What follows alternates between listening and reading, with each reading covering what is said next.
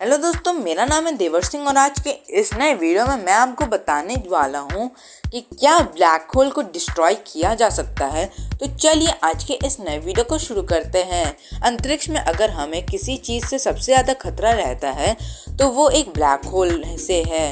नक्षत्र से लेकर आकाशगंगा तक हर किसी चीज़ को लेकर से ये आसानी से निकल सकता है। वैसे सबसे बड़ी दुख की बात तो ये है कि ब्लैक होल के अंदर जाने वाली चीज़ कभी दोबारा लौट के नहीं आ सकती, यानी ब्लैक होल उस चीज़ के अस्तित्व को ही ख़त्म कर देता है। ब्लैक होल का अति गुरुत्वाकर्षण बल इसे काफ़ी ज़्यादा विनाशकारी बना देता है। वैसे लोगों के मन में ये उत्सुकता बनी रहती है कि जो चीज़ इतनी विनाशकारी हो सकती है क्या कभी वो खुद विनाश के कगार पर नहीं आती होगी, यानी ब्लैक होल क्या कभी ख़त्म नहीं हो सकता। तो ब्रह्मांड में एक गजब का नियम है कि जो कोई चीज़ों के विनाश का कारण बनती है, जब दो चीज़ें आपस में टकराती है तो टक्कर के कारण दोनों ही चीज़ों का नाश हो जाता है। परंतु ब्लैक होल के क्षेत्र में ऐसा नहीं होता। अगर दो ब्लैक होल आपस में टकराते हैं तो टक्कर के कारण वे दोनों ही ब्लैक होल आपस में मिलकर एक और बड़े ब्लैक होल का निर्माण करते हैं।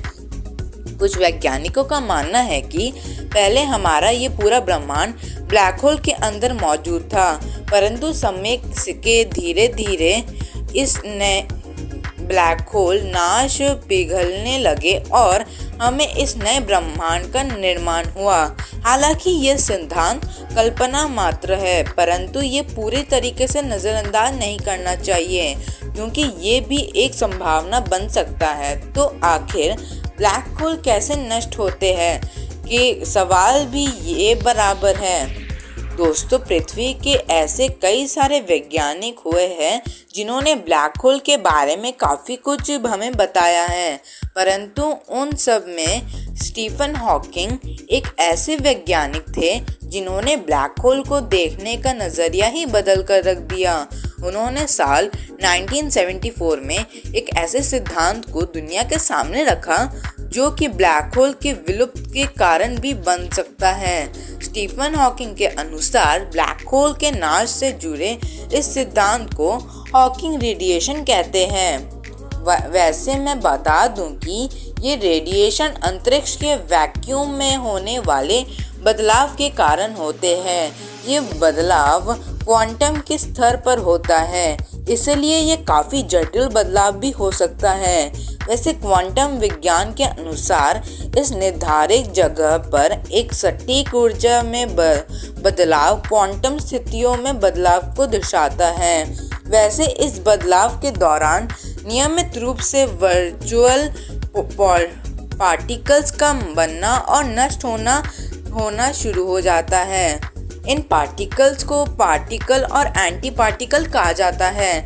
साधारण अवस्थाओं में जब भी पार्टिकल और एंटी पार्टिकल आपस में टकराते हैं तब टोटल एनर्जी सुरक्षित रहती है, परंतु जब ये टक्कर ब्लैक होल के इवेंट हॉराइजन के पास घटती है तब पार्टिकल या एंटी पार्टिकल में से एक कण ब्लैक होल के अंदर से बाहर चला जाता है।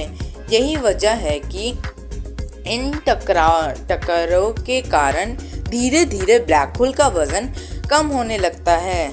आप यहाँ ये भी कह सकते हैं कि ब्लैक होल धीरे धीरे सिकुड़ कर ख़त्म हो जाता है।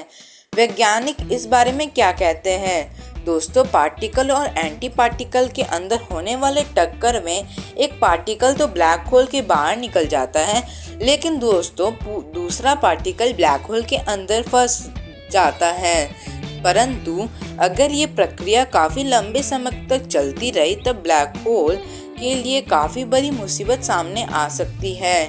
इस प्रक्रिया के कारण ब्लैक होल के अंदर से लगातार पार्टिकल निकलते जा रहे हैं, जिससे ब्लैक होल अपने अंत की ओर बढ़ रहा होता है।